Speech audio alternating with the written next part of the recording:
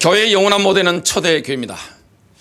초대의 교회는 우리가 응답을 받다 보면 그대로 받을 수밖에 없습니다. 왜냐? 성령 인도를 받은 교회이기 때문에 그렇습니다. 영원한 교회가 탄생한 일이 언제입니까? 바로 오순절입니다. 여러분, 초대교회를 보면 건물을 짓지 않았습니다. 건물을 활용했을 뿐입니다. 이 초대교회의 성도들은 교회당 안에만 갇혀 있지 않았습니다. 현장에 들어가서 하나님의 나라가 뭔지 보여주게 된 겁니다.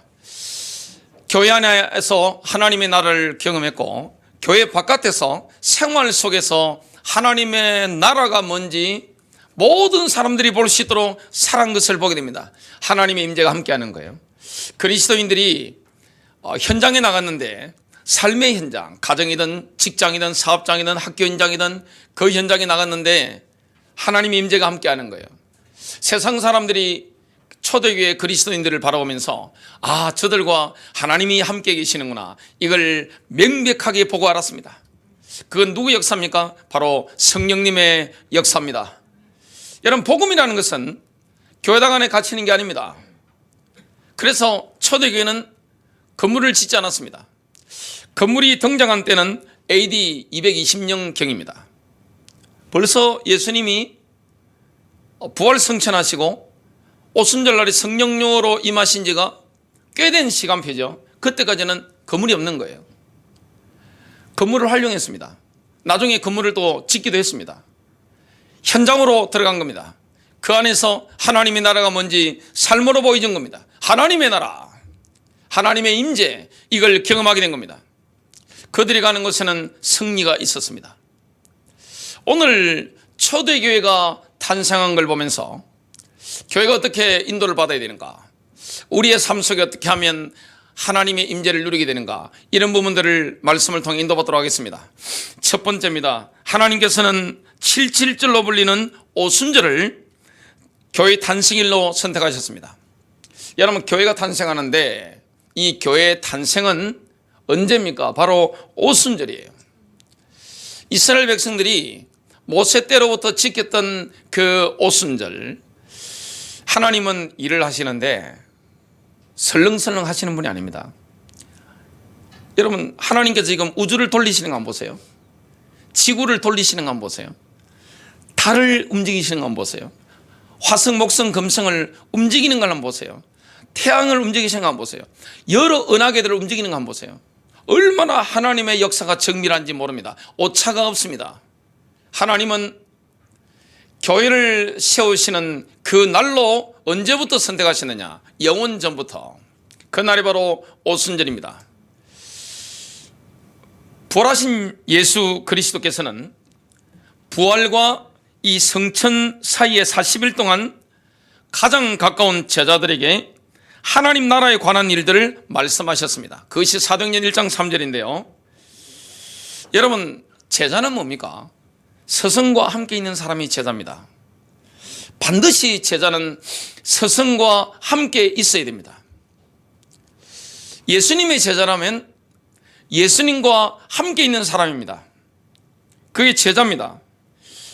예수님께서는 자신이 제자들을 떠난 후에 어떻게 제자들과 함께 있을 것인가를 말씀하셨습니다. 분명히 내가 가리라.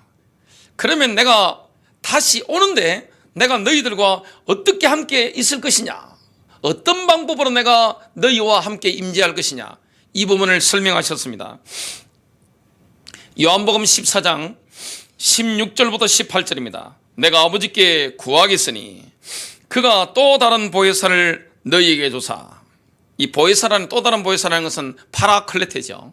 또 다른 보혜사 너희에게 주사 영원토록 너희와 함께 있게 하리니 그는 진리의 영이라 세상은 능히 그를 받지 못하나니 이는 그를 보지도 못하고 알지도 못함이라. 어떻게 성령의 눈이 보일 수 있습니까? 세상 사람들의 눈에는 성령의 눈이 보이지 않는 거예요. 보지도 못하고 알지도 못합니다. 그러나 너희는 그를 아나니 그는 너희와 함께 거하시며, 안다는 것은 체험으로 함께하는 거죠. 여러분, 성령이 함께한다는 걸 분명히 우리 진정한 그리스도인들은 알고 있습니다. 알고 있는 거예요. 저는 제가 구원받은 것을 압니다. 왜냐? 로마서 8장에 나오는 것처럼 하나님의 성령께서 저의 영과 더불어 제가 하나님의 자녀임을 분명히 증거하고 있다는 사실을 저는 분명히 알고 있습니다. 너희와 함께 거하시며 또 너희 속에 계시겠습니다. 오순절날에 성령이 내주할 것을 분명히 말씀하고 있는 거죠. 내가 너희를 고아와 같이 버려두지 아니하고 너희에게로 오리라.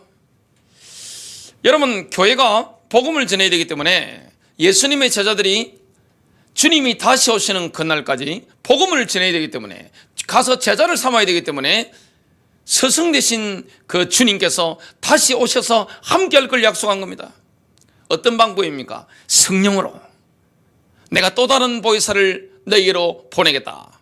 세상이 알지 못하는 그 영적인 방법으로 너희와 함께 있겠다. 이 말씀을 하고 있습니다. 예수님께서는 부활과 성전 사이에 40일 동안 자신이 임재할 특별한 방식을 제자들에게 아주 자세하게 설명해 주신 겁니다. 이 부활하시고 성천하시는 기간이 40일인데 예수 부활이 얼마나 확실한 것인가 이걸 분명히 보여주시고, 그리고 이 40일 기간 동안에 본인이 성령으로 다시 오셨을 때 어떻게 제자들과 함께 임재할 것인가 이걸 자상하게 세밀하게 말씀하신 거죠. 예수님께서는 제자들이 오순절을 흥분 가운데 기다리길 원했습니다. 여러분, 할머니가 오신다 그러면 아이들이, 꼬마들이 기쁜 마음으로 기다리잖아요. 왜냐? 용돈 받는 날이니까 행복하게 기다립니다. 어린아이들은 그래요. 날짜를 셉니다.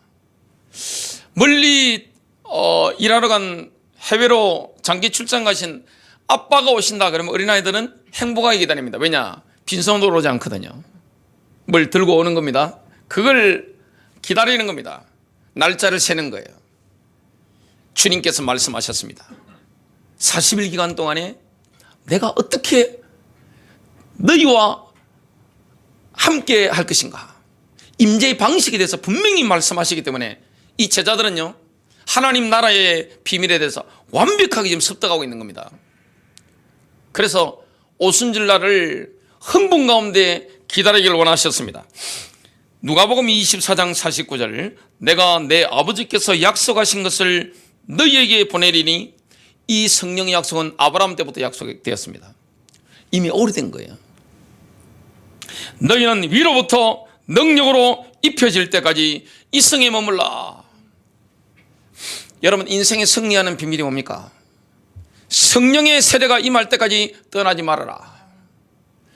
내가 너희와 또 다른 방식으로 임재할 때까지 이 성에 머물러라. 떠나지 말아라. 승리의 방법 중에 방법이 뭐냐? 성령의 임재입니다. 성령의 세례입니다. 그래서 마가다락방에 120명의 제자가 모였습니다. 그들이 10일 동안 완벽한 하모니를 이루어 집중적으로 기도하고 간구했습니다. 사도행전 1장 14절입니다. 여자들과 예수의 어머니 마리아와 예수의 아우들과 더불어 마음을 같이하여 오로지 기도에 힘쓰더라. 여러분, 이 120명의 제자가 마가다락방에 모여 기도했다는 것은 뭘 말합니까? 여러분, 예수님의 부활을 목격한 제자가 500명이 넘어요. 이 500명의 제자 중에 380명이 사도행전 1장 4절의 말씀을 듣지 못했다는 결론이 나옵니다. 중간에 어디 간 거죠. 기다리지 못하고 어디 간 거죠. 여러분, 우리가 주님의 말씀을 들어보면 함께 모여서 서로가 교제하며 기도한다. 이게 얼마나 중요합니까? 교회 탄생이 가장 중요한 게 뭐죠? 교제입니다. 기도입니다. 이거 아무나 할 수 있는 게 아니에요. 해외 나가서 전도, 단기 선교 10일 동안 잠 안 자고 하는 거 누구나 할 수 있는 겁니다. 저는 그런 걸 많이 해봤는데 누구나 할 수 있는 거예요. 교회 행사하는 거 이런 거는 누구나 할 수 있는 거예요. 그러나 서로 기도하면서 모여서 기도하고 간구하는 이것은요 아무나 할 수 있는 게 아닙니다. 얼마나 성령 열기에 뜨거운지 아세요? 정말로 기도하면 이 성령의 열기가 엄청나게 뜨겁습니다. 교회가 탄생하기 전에 가장 중요한 게 뭐였죠? 기도였습니다. 서로 교제하는 겁니다. 근데 500명 중에 380명은 사도행 1장 4절 말씀 기다리라 이 말씀을 몽들은 거예요. 그만큼 기도 속에서 교제하는 게 너무 힘든 겁니다. 120명의 제자는 견뎌낸 겁니다. 기도하면서 인도를 받은 거예요. 마가다락방에 모인 120문도 오순절에 뭘 받았습니까? 성령 세례를 받았죠. 여러분, 오순절날 성령 세례를 받음으로 그리스도의 연합을 경험했습니다. 받아보니까 아는 거예요. 아, 주님이 말씀하셨던 임재의 방식이 이렇게 바뀌었구나. 받으니까 아는 거예요. 사도행전 2장 1절부터 4절입니다. 오순절 날이 이미 이름에 그들이 다 같이 한 곳에 모였더니, 이 한 곳은 어디입니까? 아버지의 집입니다. 어디입니까? 마가다락방에 있던 기도하던 제자들 어디로 간 겁니까? 오순절날 예배드리는 시간에 어디로 올라갔죠? 예루살렘 성전에 올라갔습니다. 저도 마가다락방에 성령이 임한 줄 알았는데 지금 유대인들이 막 돌아오잖아요. 유대인들이 성경 해석하고 그들의 문화권 이걸 아니까 이 성령이 임한 장소는 예루살렘 성전이라는 거죠. 왜냐하면 반드시 유대인 남자들은 오순절날 어디로 올라갑니까? 6월절, 오순절, 초막절에는 예루살렘 성전에 남자들이 다 올라갑니다. 예외가 없어요. 그리고 그 사도행전 2장에는 보면 유대인밖에 없습니다. 이방인이 아직 안 들어왔어요. 교회 시대에 열렸지만 초창기에는 다 뭡니까? 유대인들입니다. 제가 마가다락방에 가봤잖아요. 아무리 둘러봐도 120명 들어온 건 이해하겠는데 3,000명이 모일 공간이 없어요. 골목에 나가봤습니다. 거기에 어떻게 3,000명이 모입니까? 물리적으로 불가능한 거예요. 이 아버지 집에 모인 거예요. 예배하러 모인 거예요. 하나님은 때와 날에 응답을 주시는 거예요. 2절입니다. 호련히 하늘로부터 급하고 강한 바람 같은 소리가 있어 그들이 앉은 온 집에 가득하며, 예수님이 성천하셨죠, 하늘로. 지금 하늘에서부터, 그 하늘에서 뭐가 내린 거예요? 지금 성령이 부은 겁니다. 강림하신 거예요. 3절입니다. 마치 불의 혀처럼 갈라지는 것들이 그들에게 보여 눈에 보인 겁니다. 각 사람 위에 하나씩 임하여 있더니 그들이 다 성령의 충만함을 받고 성령이 말하게 하심을 따라 다른 언어들로 말하기를 시작하니라. 방언이 막 터져버린 겁니다. 왜냐? 하나님의 큰 일을 말하기 위해서 성령께서 그들을 사로잡은 겁니다. 여러분, 지금 하나님의 영이 제자들의 영 가운데 거하시게 된 겁니다. 지금 성령의 내주하심, 이걸 지금 경험하게 된 겁니다. 구약시대하고 신약시대의 차이점이 뭐죠? 구약에는 성령이 함께 하셨죠. 함께 하다 떠나기도 했습니다. 신약시대의 특징이 뭡니까? 성령이 맺기 때문에 성령이 내주하시는 겁니다. 이 충격입니다. 우리 주님께서 진리의 길로 인도할 수 있도록 진리의 영을, 성령님을 신자 속에 내주하도록 부으신 거예요. 이 성령님의 내주라는 것은 엄청난 겁니다. 우리가 그리스도 안에 있게 된 겁니다. 놀라운 사실이죠. 그래서 이 성령 세례받은 120명의 제자들은요, 세상의 변두리에 밀려난 게 아닙니다. 세상의 중심으로, 역사의 중심으로 우뚝 서게 된 겁니다. 여러분, 이 땅의 역사의 주관자는 예수 그리스도시기 때문에 역사를 움직이는 이 추진력을 가진 단체가 뭡니까? 교회입니다. 그리스도인들입니다. 역사의 주관자로 주님이 역사하시기 때문에 역사의 주역으로 쓰임받는 인물들이 누굽니까? 성령받은 하나님의 사람들이에요. 교회입니다. 그래서 교회가, 본질적인 교회가 들어가는 나라마다 나라가 일어나죠. 그런 그리스도인들이 가는 곳마다 변화의 역사가 일어나게 되어 있습니다. 하나님이 그렇게 역사하시는 겁니다. 사람의 능력이 아닙니다. 성령의 능력입니다. 그래서 교회를 교회되게 만드는 것은 뭡니까? 건물이 아니에요. 모인 사람이 아니에요. 뭡니까? 제자들 속에 내주하시는 성령님입니다. 성령님께서 교회를 붙잡고 이끌어 가시는 겁니다. 여러분, 초대교회는 22년까지 그 무리 없었습니다만은 그 초대교회가 발전하는 속도는요, 깜짝 놀랍니다. 거기 뭐 마이크 시스템이 있는 것도 아니고 음량이 제대로 없잖아요. 그리고 엄청난 뭐 조직이 있는 것도 아니에요. 건물이 있는 것도 아니에요. 근데 사람 대 사람으로 이 성령 받은 사람들을 통해서 세계복음화가 막 불듯이 막 일어난 거예요. 예루살렘과 온 유대와 사마리아와 땅 끝까지를 내 증인이 되리라 말씀하셨던 그 성령님의 역사가 오순절 이후로 일어난 겁니다. 그래서 교회의 가장 큰 적이 뭡니까? 율법주의입니다. 교회의 가장 큰 적이 뭡니까? 마법을 쓰는 겁니다. 성령님의 역사를 제한시키는 제도, 사람, 교권, 이게 엄청나게 교회에 큰 해악을 끼치는 거예요. 미국의 많은 대형교회가 독립교단으로 넘어갔어요. 미국에 지금 기독교가 침체하고 있다는데도 막 일어나는 데는 뭐냐, 괜찮은 목사님이 개척한 교회, 그리고 독립교단, 교단을 벗어나서 자유롭게 할 수 있는 독립교단, 이런 데가 막 일어나는 겁니다.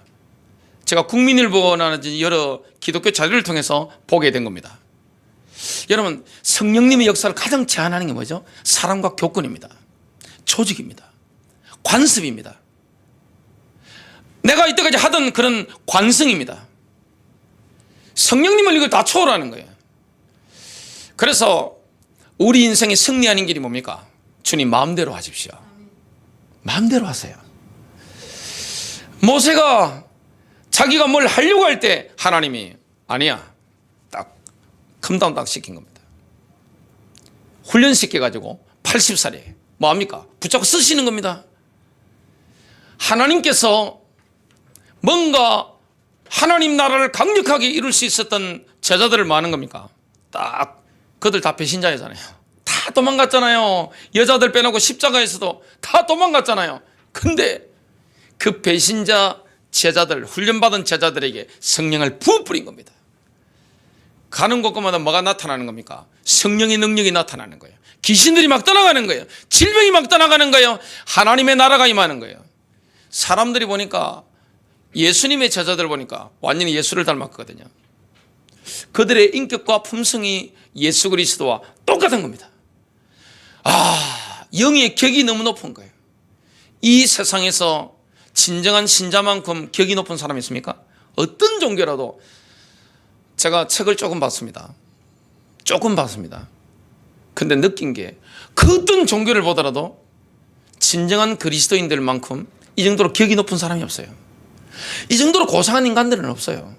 최고의 고상한 인간들이 뭡니까? 그리스도인들입니다. 저질들이 없어요. 굉장히 격이 높은 거예요. 예수님을 닮은 거예요.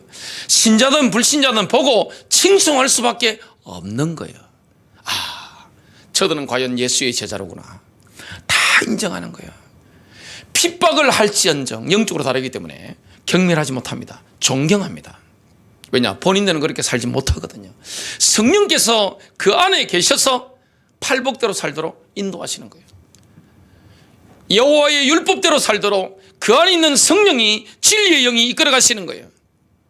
성령님의 역사 받아뿌린 겁니다. 이게 초대교회 탄생입니다. 사람이 만든 게 아니에요. 여러분, 교회를 지금 사람이 이렇게 막 찍어내는 것처럼 생각하는데, 교회라는 것은 신학교 놓아가지고 이렇게 차리고 이런 게 아니에요. 착각이에요. 그럴 라이센스도 필요합니다만은 뭡니까? 교회라는 것은 탄생이 주권자가 누굽니까? 바로 예수 그리스도입니다. 왜냐? 교회 머리가 예수님이기 때문에 그런 겁니다. 두 번째입니다. 초대교회는 세 가지의 필수적인 경험을 거친 사람을 지역교회 구성원으로 받아들였습니다. 아무나 지역교회 구성원으로 받아들인 게 아닙니다. 반드시 세 가지 경험을 거친 사람만 교회에 입교할 수 있는 겁니다. 사도행전 2장 37절부터 38절입니다. 그들이 이 말을 듣고 마음에 찔려 베드로의 설교를 들은 거죠. 베드로와 다른 사도들에게 물어 이르되, 형제들아, 우리가 어찌할꼬 하거늘, 베드로가 이르되, 너희가 회개하여 각각 예수 그리스도 이름으로 세례를 받고 제사함을 받으라. 그리하면 성령의 선물을 받으리니 회개하라. 이게 첫 번째입니다. 회개한 사람만 받아들였습니다. 이 회개라는 것은 뭡니까? 일평생 단 한 번 있는 회개입니다. 통전한 회개입니다. 가치관이 바뀌는 거예요. 프레임이 바뀌는 거예요. 세계관 자체가 바뀌는 거예요. 잘못 살아왔던 그 행위 자체를 쓰레기통에 다 던져버린 겁니다. 이게 바로 회개입니다. 나의 길을 가다가 하나님의 길로 180도 돌이킨 겁니다. 이 사람만 교회 회원으로 받아들였습니다. 그러니까 교회가 얼마나 힘이 있겠어요. 왜 교회가 능력을 상실하는지 아세요? 거룩이 없기 때문에 능력을 상실하는 거예요. 주님은 거룩하신 분이에요. 성령님이 얼마나 거룩합니까? 내가 거룩하니 너희도 거룩할지니라. 여러분, 대제사장의 그 머리 위에 써있던 게 뭡니까? 여호와께 성결입니다. 교회가 성결하지 않은데, 하나님의 제자들이, 그리스도의 제자들이 성결하지 않은데 어떻게 성령님이 역사할 수 있어요? 저와 여러분은 영혼이 순수하지 않는데 어떻게 성령이 역사할 수 있습니까? 그 성령에 대한 모욕 아닌가요? 교회가 타락해서 들어온데, 목사가 타락하고 들어온데 어떻게 그게 성령 역사할 수 있냔 말이에요. 신자가 영의 상태가, 영혼의 상태가 너무 타락하고 들어온데 어떻게 성령님이 역사할 수 있죠? 목사 완장에 성령이 역사하십니까? 장로님이라 해서 성령이 특별히 역사합니까? 착각하지 마십시오. 성령님은 순수한 영혼에 역사합니다. 예수의 보혈로 씻음 받은 사람, 통절하게 과거에 더러운 삶을 버린 사람, 이 사람에게 성령님이 역사하는 거예요. 그 사람을 교회 회원으로 받아들인 겁니다. 물세례를 받으라. 물세례를 받았다는 것은 뭐냐? 교회 리더들로부터 이 사람은 진정한 성도다라고 인정한 겁니다. 그 사람을 받아들인 겁니다. 사도행전 8장 36절에 보니까 에도피아 네시가 세례를 받습니다. 빌립 집사님으로부터 복음을 듣고 세례를 받는데 뭐 1년 기다렸습니까? 그런 거 없어요. 몇 달 기다렸습니까? 그런 거 없습니다. 바로 세례를 받은 겁니다. 왜냐? 빌립이 보니까 세례 줘도 됩니다.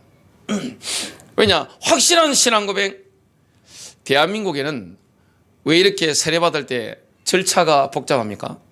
선교사님들이 미국에서, 호주에서 와서 보니까 한국 사람들 보니까 잘 믿는 것처럼 하다가 좀 이따 보니까 아니더래요. 이 보니까 완전히 가짜로 영접한 겁니다. 다들 보니까. 그래서 뭐 하느냐? 6개월 동안 딱 테스트 해보고, 그래가지고 별 문제 없으면 6개월 더 기다렸다가 1년 만에 세례를 베풀었습니다.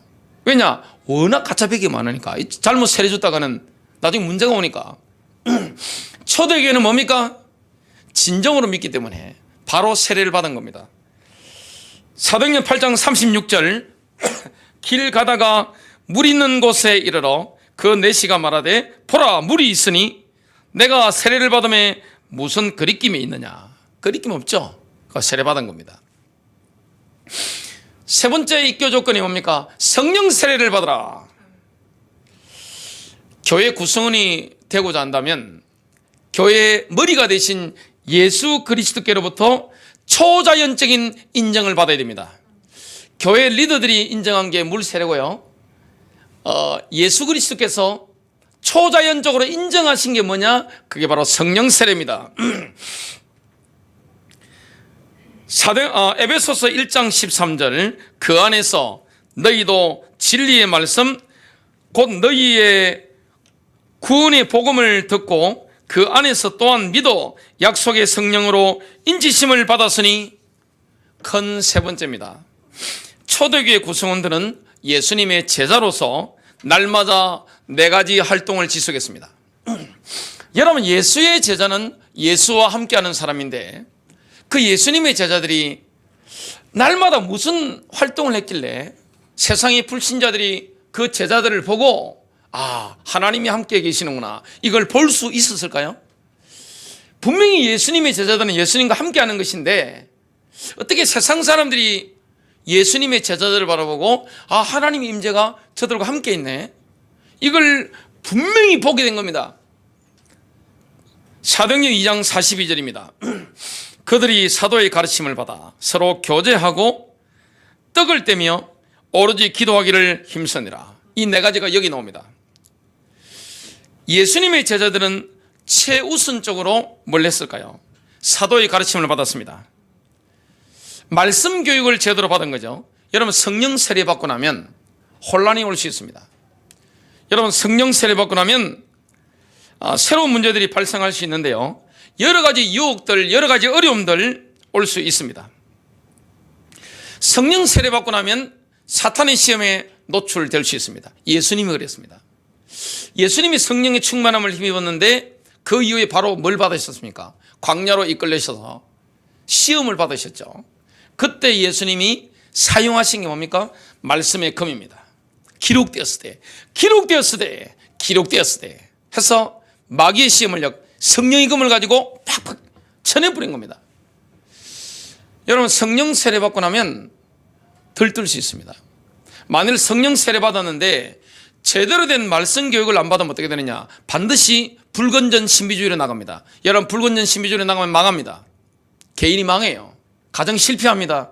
교회가 불건전 신비주의로 나가면 반드시 망하게 되어 있습니다. 그래서 뭘 받아야 됩니까? 올바른 말씀 교육을 받아야 되는 거예요. 이게 너무 중요한 겁니다. 오순절날 3,000명의 제자들이 생겨났는데 이 말씀의 가르침을 통해서 영의 틀이 바뀌었습니다. 마음의 틀이 바뀌는 거예요. 여러분, 말씀 교육을 제대로 받으면 분명히 내가 성령 세례 받았잖아요. 그 다음에 해야 되는 게 뭐냐? 날마다 해야 되는 게 말씀의 가르침이에요. 이 말씀을 제대로 받아야 되는 거예요. 그러면 영의 틀, 마음의 틀이 바뀌는데 영의 틀, 마음의 틀이 바뀌면 사람 눈빛도 바뀝니다. 사람이 그렇게 잔인하고 냉정했는데 온유해지는 겁니다. 눈빛도 부드러워지는 겁니다. 눈에 살기 있는 사람도 부드러워지는 겁니다. 제가 옛날에 어디 가면 검사님 오셨습니까? 그 소리 많이 들었습니다. 기자님 오셨습니까? 형사님 오셨습니까? 그러더라고요.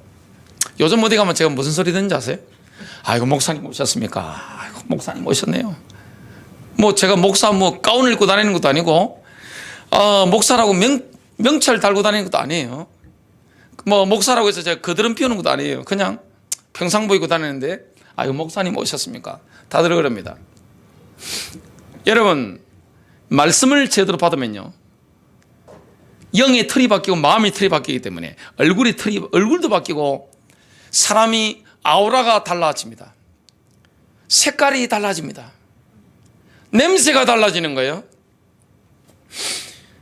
로마서 6장 17절 하나님께 감사하리로다. 너희가 본래 죄의 종이더니 너희에게 전하여 준 바 교훈의 본을 마음으로 순종하여 교리의 본을 마음으로부터 순종했다는 거죠. 그러니까 사람이요, 이 마음의 틀이 바뀌는 거예요. 영의 틀이 바뀌는 거예요. 완전히 승리하게 되어 있습니다. 만일 이거 없이 능력 체험해버리면 어떻게 됩니까? 자기 체험이 기준이 됩니다. 반드시 망합니다. 그런 사람은 교회에 무리 일으키게 되어 있습니다. 본인 실패하게 되어 있습니다. 이 불건전 신비주의라는 것은 너무너무 위험한 거예요. 근데 능력 체험하고 나서 올바른 말씀 교육 제대로 받으면 어떻게 되느냐? 사람이 안정됩니다. 공동체를 유익되게 만드는 거예요. 사람이 겸손해지게 되어 있습니다. 여러분, 두 번째 무슨 활동을 했을까요? 날마다 서로 교제했습니다. 교제는 복음의 궁극적인 목적입니다. 구원받은 목적은 주님과의 교제입니다. 왜 주님이 우리를 구원하셨죠? 우리와 교제하시기 위해서. 주님은 우리에게 가장 원하시는 겁니까? 우리와 교제하시는 겁니다. 우리와 식사하시는 거예요. 우리와 대화하시는 거예요. 주님은 우리의 목소리 듣는 걸 너무너무 기뻐하세요. 주님은 우리와 함께 식사하는 걸 너무너무 기뻐하세요. 우리 아픔과 슬픔과 기쁨과 희노애락을 함께 나누는 거, 주님의 감정과 내 감정이 이입돼 가지고 함께 서로 하나님 나라의 고민거리를 나누는 거, 전략회의를 하는 거, 이거 주님이 너무 기뻐하는 거예요. 여러분, 초대교회에서는 교회 구성원이 되는 즉시 두 가지 교제의 생활 속으로 들어갔습니다. 교제의 큰 무대가 예루살렘 성전이었고요, 작은 무대는 신자들의 가정이었습니다. 예루살렘 성전 자체가 커다란 플랫폼이었습니다. 큰 무대입니다. 교제의 커다란 플랫폼. 교제의 작은 플랫폼이 뭡니까? 성도들의 가정이었습니다. 이 두 가지 큰 플랫폼과 작은 플랫폼 이 두 군데서 뭐 한 겁니까? 교제한 거예요. 진정한 교제한 거예요. 여러분, 교제라는 것은 복음의 궁극적인 목적인데요. 사도행전 2장 16절입니다. 날마다 마음을 같이하여 성전에 모이기를 힘쓰고 집에서 떡을 떼며 빵을 뗐다는 거죠. 기쁨과 순전한 마음으로 음식을 먹고. 여러분, 교제를 통해서 탄생이 있습니다.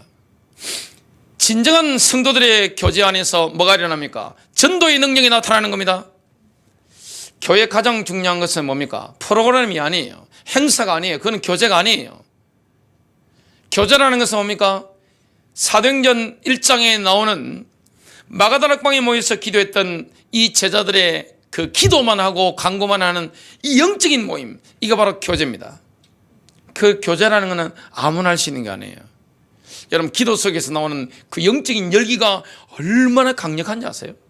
저는 그 열기를 자주 경험했었고 지금도 경험하는데, 영적으로 열기가 막 올라올 때, 그 성령의 역사 속에 있을 때 영적으로 시달리는 분들 있죠? 못 견딥니다. 뛰쳐나가 버립니다. 예배드려도 도망가 버립니다. 저는 여러 번 봤습니다.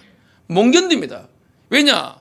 진정으로 진짜 믿는 사람들이 모여서 서로 교제할 때, 기도할 때 여기는 성령의 운행이 강력하게 있기 때문에 어떻게 되느냐? 영적으로 시달리는 사람들 있죠. 그리고 가짜 교인들 못 견딥니다. 아무 재미없어요. 그냥 뛰쳐나가 버립니다. 그게 진정한 교회입니다. 이 교제가 얼마나 중요합니까? 10일 동안 마가다락방에 모인 120명의 제자들이 기도하고 견뎌낸 겁니다. 여러분, 교제한다, 그리스도인들이 만났다, 제자들이 만났다, 이거는 뭐냐? 한 배를 탄 겁니다. 성질을 안 맞다고 LA에 딱 때려치워버리고 막 가버리고 뭐, 이 교제가 아니에요. 이거는 그건 잘못된 겁니다. 아무리 성격이 안 맞고 성질이 안 맞다 할지라도 뭐 하느냐? 기도 견뎌내는 겁니다. 성령의 역사 속에서 내가 인도받는 겁니다. 세 번째, 어떤 활동을 지속했습니까? 이 초대교회 구성원들이 날마다 했던 게 뭡니까? 빵을 떼면서 날마다 함께 식사를 계속했습니다. 교회라는 것은 뭡니까? 식사 공동체입니다. 함께 밥 먹는 공동체입니다. 교회는 모일 때마다 하는 게 뭡니까? 식사입니다. 식사가 너무 중요한 거예요. 여러분, 밥을 얼마나 먹습니까? 밥을 먹는다는 것은 교제하는 겁니다. 성도 간에 같이 식사하는 거, 날마다 식사를 하게 된 겁니다. 이런 교제를 하게 된 겁니다. 모일 때마다 성찬식 했는데, 성찬은 예수님과의 언약 관계와 다른 성도들과의 관계를 새롭게 갱신하는 거죠. 여러분, 성찬식에 같이 참여한다는 건 뭡니까? 목숨 거는 겁니다. 같이 내가 당신을 위해 목숨 겁니다. 이겁니다. 서로를 위해서 목숨을 거는 공동체가 뭐냐? 그게 바로 교회 공동체입니다. 이게 왜 가능합니까? 성령 받았기 때문에 가능한 거예요. 이거 아니면 교회가 아닙니다. 그건 가짜입니다. 그건 신자가 될 수가 없는 겁니다. 내가 당신을 위해서, 당신들을 위해서 내가 목숨 걸겠다. 이게 바로 성찬식에 참여하는 겁니다. 주님이 목숨 거셨잖아요. 서로가 서로에게 신실하기로 이렇게 하는 겁니다. 저는 결혼 반지를 안 끼고 다닙니다. 어쩌 하다 보니까 얼마 있다가 없어져 버렸어요. 어디 있는지 모릅니다. 장롱에 있는지 어디 있는지 뭐 사라진지 뭐 알 수 없어요. 했는데 여러분, 이 결혼서약, 여러분 결혼서약도 깨버리잖아요. 교회도 뭐 안 되면 그냥 성질 안 맞으면 그냥 깨버리잖아요. 그거는 교회를 이해 못한 겁니다. 교회는 그런 게 아니에요. 성질 안 맞다고 내가 때려치고 있는 게 그건 교회가 될 수 없는 겁니다. 같이 밥 먹고 나서 배신한 사람이 가장 큰 죄인입니다. 누굽니까? 가룟 유다. 왜 큽니까? 금방 예수님하고 식사해놓고 뒤에서 뭐합니까? 등에 칼을 꽂은 겁니다. 뒤통수를 때린 거예요. 지옥에 떨어졌죠. 이게 바로 교회입니다. 사도행전 2장 46절 47절 날마다 마음을 같이하여 성전에 모이기를 힘쓰고 집에서 떡을 떼며 기쁨과 순전한 마음으로 음식을 먹고 하나님을 찬미하며 또 온 백성에게 칭송을 받으니 주께서 구원받는 사람을 날마다 더하게 하시니라. 초대교회 구성원들이 날마다 했던 네 번째 활동이 뭡니까? 외부를 향해서 기도의 팔을 뻗은 겁니다. 교회가 모여서 뭐 한 거죠? 기도한 거예요. 지역 사회를 놓고 기도한 거예요. 민족과 열방을 놓고 기도한 거예요. 그러면요, 여론이 우호적으로 바뀝니다. 제가 교회를 개척하고 나서 교회 설립된 이후부터 그 어떤 단체에도 재정 지원을 받은 적이 없어요. 안 받는다 그랬습니다. 왜 그걸 확신할 수 있는지 아세요? 어떤 장로님이 선한목자교회 개척할 때 오셔가지고 저보고 그러시더라고요. 목사님 혹시 선대로부터 물려받은 유산이 좀 많으십니까? 그러시더라고요. 요즘 개척 아무나 못 하잖아요. 어려울 때 이게 견뎌내야 되니까 상당히 돈이 많이 들어가는 겁니다. 현대 목회는 아이들도 키우게 되고 많잖아요. 돈이 많이 들어가잖아요. 그때 제가 가장 돈이 많이 들어가는 우리 아이 3명이 청소년이었습니다. 돈 먹는 하마더라고요. 돈을 얼마나 많이 먹는지. 그리고 교회 개척 때 돈이 얼마나 많이 들어갑니까? 제가 선대로부터 물려받은 재산이 없다고 그랬습니다. 굉장히 놀라시더라고요. 근데 제가 어떤 단체든지 돈을 대주겠다 그럴 때 노 그랬습니다. 그리고 코로나 팬데믹 때도 이렇게 여러 단체에서 이렇게 교회 돈을 대주겠다는데 노 그랬습니다. 뭘 믿은지 아세요? 뒷배가 믿어지는 겁니다. 기도의 능력을 믿는 겁니다. 여러분 기도하잖아요. 사람들 마음이 확 끌립니다. 민심을 얻는 거예요. 얼마나 우호적인지 몰라요. 선한목자교회 주변에 있는 분들 교회에 대해서 얼마나 우호적인지 몰라요. 예수를 믿지 않아도 다 도와주려고 그럽니다. 뭐 시청이든 뭐 어디든 다 도와주려고 하더라고요. 전화해 보면. 우리 집에서도 그 주변에 있는 분들 놓고 제 사는 집에 그분들 놓고 늘 축복 기도하는데 얼마나 감사해 하는지 다 도와주려고 하는 겁니다. 민심이요, 여론이 어떻게 됩니까? 교회로 확 쏠리는 겁니다. 이게 뭡니까? 기도의 능력입니다. 이사야서 56장 7절 이는 내 집은 만민이 기도하는 집이라 일컬음이 될 것입니다. 교회는요, 만민을 위한 기도의 센터입니다. 이걸 지속해야 된 겁니다. 결론 맺습니다. 교회의 본질은 건물이 아니라 성령 세례받은 사람들의 영적 네트워크입니다. 성령 세례받은 사람의 영적 네트워크, 이게 바로 교회 본질입니다. 성령 세례받은 분들 있죠. 성령 받은 분들, 이분들의 영적 네트워크, 이걸 깔아버리는 거, 이게 뭐냐? 바로 초대교회입니다. 승리하시길 바랍니다.